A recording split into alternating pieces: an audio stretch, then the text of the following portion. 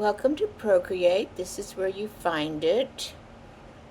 Showing you how to open it up, how to choose a screen to work on, different DPIs, different shapes.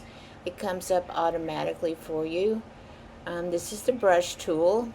You can mess with your brushes here. There's a million of them in here. You can create your own.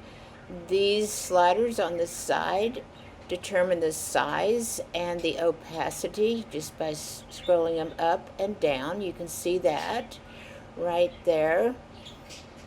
Now the next thing we're going to talk about is the color. There is a color sphere where you can make any color you want to, and there's also color palettes, and you can actually create your own palette or use the ones that are there. Okay, so let's go to our pencil. Let's draw a little shape. The color is in black, making shapes. You can also freehand a line, but then if you hold it at the bottom, it straightens it out, which is amazing. You can go back if you liked the other way better with those little arrows. So here is just a free-form box. Hold your pen there. It turns it into a rectangle. If you hold your finger on the screen, it turns it into a square. Also at the top, you can edit it and make it a square or a rectangle. The same with your circle. You can hold it. It's an oval there, but I can go and hit circle, and it will automatically turn into a real circle. And look, you can still manipulate it as long as it has this little blue things on it. You can still move it around. And then once you hit layers, it will add it to it. And so I'm going to actually duplicate.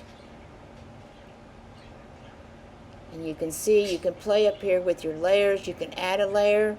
You might want to lock a layer. You might want to duplicate a layer.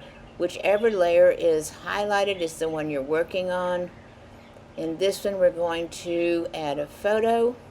Going through my photos, I'm trying to figure out what I'm going to do. I'm just grabbing something real quick. We're going to grab that one right there. And so you see it adds a new layer, and the minute you hit layer, there it is. It's highlighted. That's the one we're working on. I'm going to duplicate it so I don't screw up the first one and have it to keep working on. And so you can see, you can choose which layer you want to work on. If you hit the end, there's a lot of choices there, but also that top line is the opacity, and you can play with the opacity of your image. So now I've turned it off, and you can see the layers that are underneath it that are checked. That means they are open. So you just can keep playing with all of this stuff. Okay, what is that? Here we go. Got it back to my top image. I'm going to be working on it. I'm going to choose a color. Now you want to put your pen down or your pencil and just pull that color into your composition wherever you want it.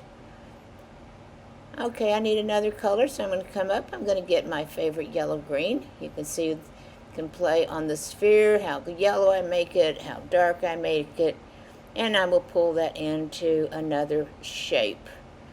And so you can keep doing that. And here we go.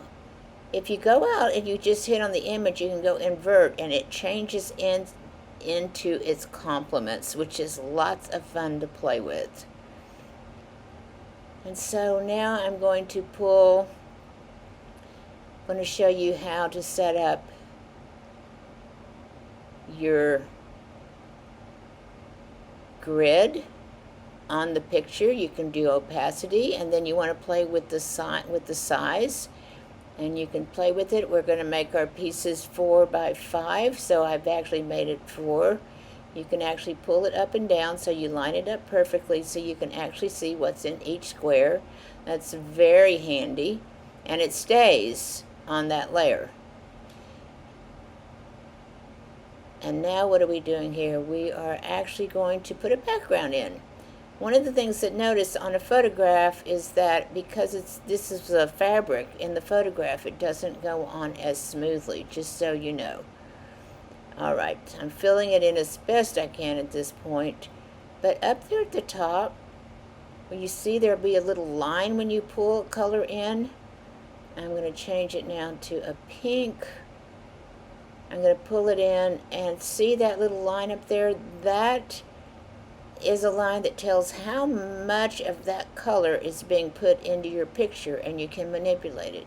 Now here we are, we're going to share it, we're going to import it as a JPEG, and there are these different ways that you can import it. You can send it to yourself, you can print it, you can put it into Instagram, and we're going back to the image. I'm going to hit back, forward, so you can keep going back and forwards as much as you want to until you close it. Once you close the problem is that it will not be able to be manipulated. This is the eraser. You can see it erases on that layer only, so you can see the layer underneath it there. And then that's the blending tool, which you can kind of see what it does, weird things. Here's your brush library. I'm going down to some fancy ones. So here are some textures you can play with also. I'm going to make it blue so it shows up. So you can see that you can do things like that too. It's a very powerful, strong program. And I think those are pretty much the basic things you need to know just to what we'll be doing in class. It's barely touching the surface of what Procreate will do. Here we go. We are selecting things. If you just hit the last one, it selects the whole thing. You can manipulate it. If you do the next one over, which looks like a little lightning bolt, you can actually select in different ways. It shows you whether it's you want freeform or whether you want it into a rectangle. And then what am I doing here? Playing, making adjustments. There's all these adjustments you can make. But the main thing I use are just the layers and the colors, and a lot of times resizing.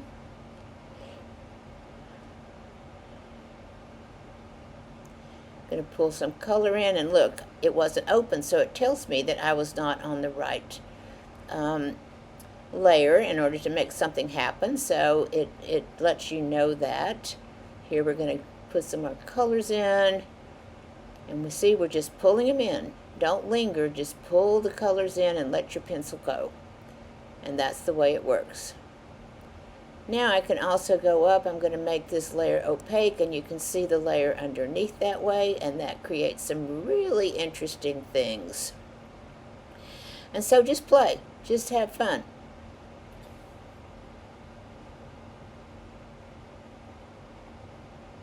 Look at that. You can turn things, so you can actually duplicate an image. You can actually then make them both a little bit transparent, and you can turn them and get some really interesting effects. All right, there we go. Back to the beginning. Hope that helps. Thanks.